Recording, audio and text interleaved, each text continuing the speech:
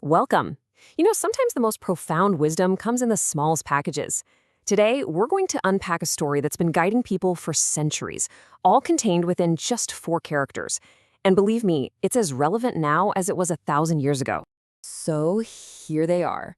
On your screen, you can see these 4 characters. Now, they might look a little intricate at first glance, but what they hold is a really simple but powerful story. A story about ambition, about risk, and about figuring out what truly matters.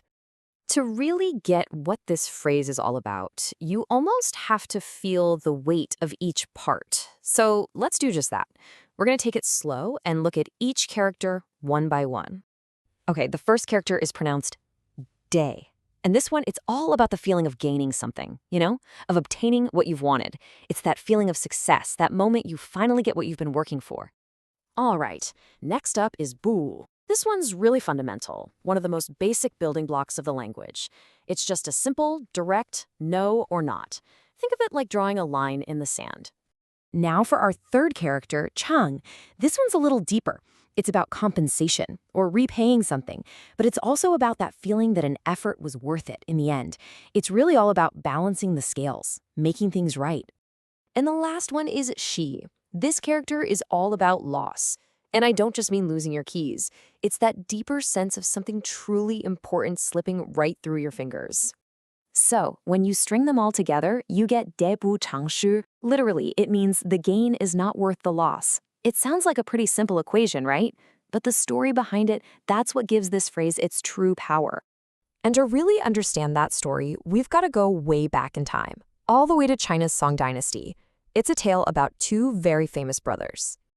This exact phrase actually comes to us from a poem by the great poet Su Shi. But here's the thing. He wasn't really writing about himself. He was reflecting on a very difficult, very complicated experience that his younger brother had just lived through. You see, his brother, Su Shi, was this brilliant scholar, and he was taking the most important exam of his life, the imperial exam. Now, most people would play it safe, right? Not Su Shi. He took this enormous risk. In his essay, he directly criticized the emperor himself. I mean, you can just imagine the chaos that caused in the court. A total uproar. And what's fascinating is that on one level, the gamble worked. The emperor himself actually defended Suze, saying it was hypocritical to ask for honesty and then punish someone for giving it. But on the other hand, the political fallout was just huge. The stress, the controversy, it was so intense that his brother Su Shi looked at this victory and saw something else entirely. A painful but really powerful lesson. And this is exactly where a story from 1,000 years ago connects directly to us. This isn't just about ancient history. It teaches a really timeless piece of wisdom about the choices that we all have to make. The story of Suze really makes you stop and think about a question that we all face, whether it's in our careers, in our relationships, or with our own personal goals. When is a victory just not worth the price you have to pay for it? And what this teaches us isn't to just avoid all risks. No, not at all. It's more of a reminder to always weigh the true cost of our choices, to look past the shiny, immediate gain and ask, what's the hidden price?